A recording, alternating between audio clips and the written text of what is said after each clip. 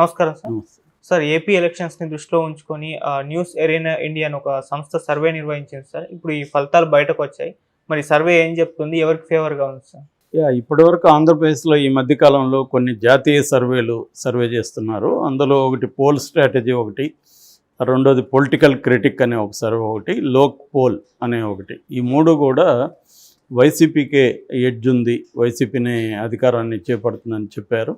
ఇప్పుడు కొత్తగా news arena India అనే ఒక సంస్థ ఆంధ్రప్రదేశ్లో సర్వే చేసింది. వీళ్ళు దాదాపు 88,700 మందిని వాళ్ళ అభిప్రాయాలను తీసుకున్నారని చెప్తున్నారు.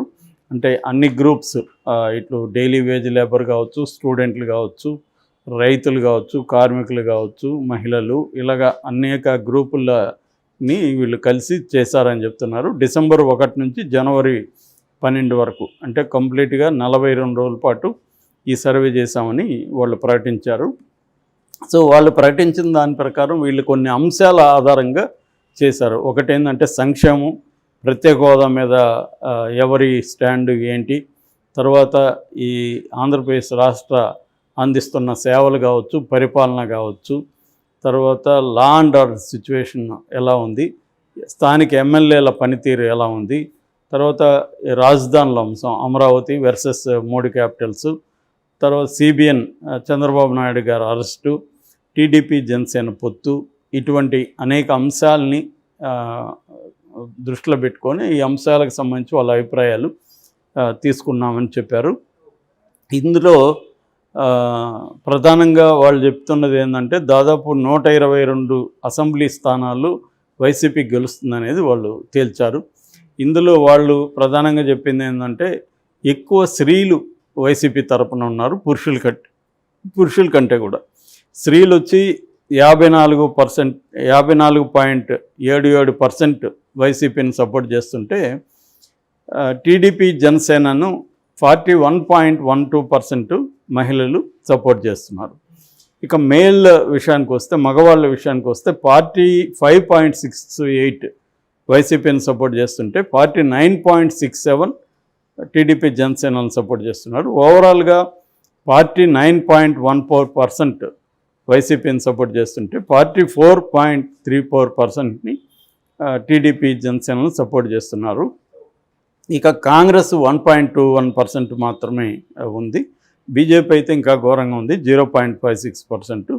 సో ఇతరులు ఒక 4.79% అదర్స్ అని వేస్తున్నారు. అదర్స్ ఎవరంటే సిపిఐ సిపిఎం కావచ్చు, లేకపోతే ఇండిపెండెంట్లు కావచ్చు, ఇటువంటి వాళ్ళందరినీ అదర్స్ కింద వేసి ఒక 4 పాయింట్ వేశారనమాట.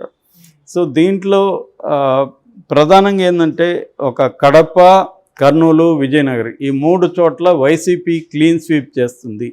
అక్కడ టీడీపీ జనసేన బోని కూడా చేయవు. ఈ 3 జిల్లాల్లో కూడా కంప్లీట్గా వైసీపీనే క్లీన్ చేస్తుందనేది చెప్తున్నారు. ఇక మొత్తంగా రాష్ట్రంలో టీడీపీ జనసేనలకి 2 జిల్లాల్లో మాత్రమే ఎక్కువ సీట్లు వస్తాయి. విశాఖలో 10 సీట్లు వస్తాయని, తూర్పుగోదావరిలో 9 సీట్లు వస్తాయనేది కూడా వీళ్ళు చెప్తున్నారు. సో ఓవరాల్గా 113 సీట్లలో నీట్గా అబ్సల్యూట్గా మెజారిటీ వైసీపీకి వస్తుంది. ఒక 39 మాత్రమే జనసేన టీడీపీకి వస్తుంది. మిగతా 23 చోట్ల హోరాహోరీ పోరు నడుస్తుంది అనేది వీళ్ళు ప్రధానంగా చెప్పింది.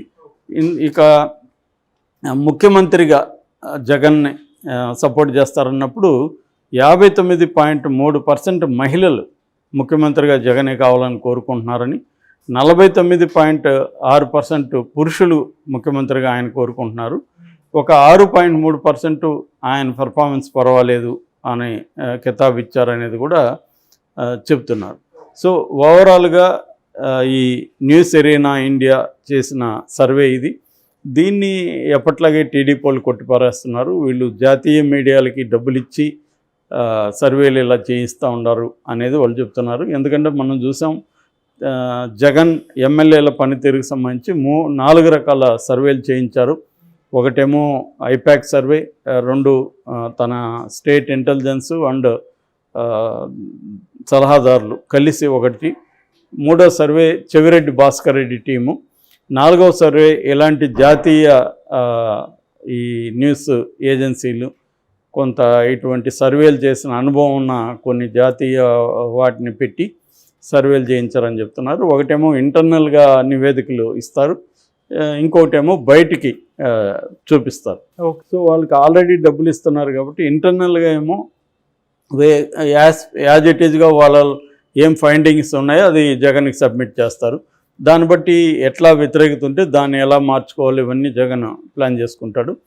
ఎక్స్టర్నల్గా ఇచ్చేటప్పుడేమో క్లియర్గా వైసీపీని సక్సెస్ అవుతుందన్న అభిప్రాయాన్ని వాళ్ళు బయటికి చెబుతున్నారు. సో దానివల్ల ఏమవుతుందంటే జనాల మైండ్ సెట్ని ట్యూన్ చేయడం అంటారు.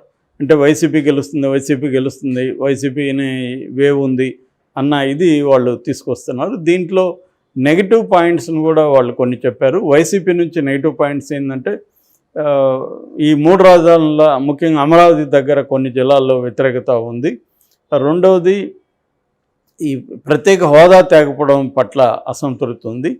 మూడవది మగవాళ్ళల్లో ఈ సారా బ్యాన్ అన్నారు కానీ బ్యాన్ చేయలేదు.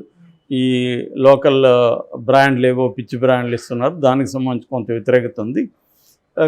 కొంతమంది ఎమ్మెల్యేల పనితీరు పట్ల కూడా వ్యతిరేకత ఉందనేది వైసీపీకి సంబంధించిన నెగిటివ్ ఆస్పెక్ట్. ఇటు తెలుగుదేశం తరపున వాళ్ళు ప్రధానంగా చెప్తున్నది ఏంటంటే చంద్రబాబు అరెస్ట్ పెద్ద ఇంపాక్ట్ లేదు జనంలో, ఓన్లీ కొంతవరకు పర్సంటేజ్ మాత్రమే ఉంది.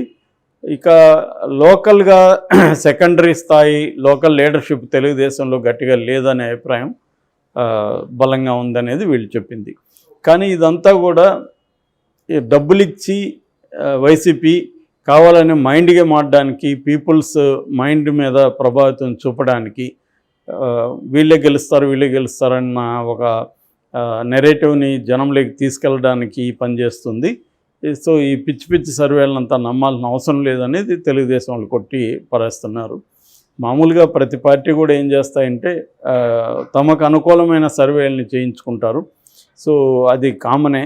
అలా చేయించుకోవడం ద్వారా జనాల్లో వీళ్ళే గెలుస్తారనే అభిప్రాయం తీసుకెళ్తారు. సో వైసీపీ కూడా ఈ గేమ్ ఆడుతున్నట్టుగా మనకు కనబడుతుంది. ఎందుకంటే ఈ సర్వేలన్నీ కూడా వైసీపీకి అనుకూలంగానే వస్తున్నాయి. ఈవెన్ జాతీయ స్థాయిలో మొత్తం మోడీ వర్సెస్ రాహుల్ అనే ఒక ఇది ఉంది కదా, దాని మీద సర్వేలు చేసేవాళ్ళు కూడా జగనే వస్తాడని చెప్తున్నారు. సో ఇదంతా ఏంటంటే జగన్ ముందు నుంచే కొన్ని టైమ్స్ గ్రూప్తో కానీ ఇండియా టుడే గ్రూప్తో కానీ అతను కొన్ని ఒప్పందాలు చేసుకొని వాటిని స్టేట్ గవర్నమెంట్లో ఇన్వాల్వ్ చేసి వాటికేమి సొంత డబ్బులో పార్టీ డబ్బులో ఖర్చు పెట్టకుండా స్టేట్ డబ్బులే ఖర్చు పెట్టి తనకు అనుకూలంగా పార్టీకి తనకు అనుకూలంగా ఆ సంస్థలతో పనిచేయించుకొని ఇతను గొప్పగా చేస్తున్నాడనే టముకేయించుకుంటున్నారు అన్న విమర్శ తెలుగుదేశం వర్గాల నుంచి ఉందన్నమాట. ఈ కాంటెక్స్లో దీని విశ్వసనీయత ఎంత అనేది డౌట్ఫుల్ యాక్చువల్గా. ఎందుకంటే ఇప్పుడు మామూలుగా ప్రీ పోల్ సర్వేలు అనేక సర్వేలు విశ్వసనీయత విషయంలో ఇబ్బంది. ఎందుకంటే ఏ పార్టీకి అనుకూలం ఉందని చెప్పినా ఇంకొక పార్టీ దాన్ని కొట్టిపారేస్తారు.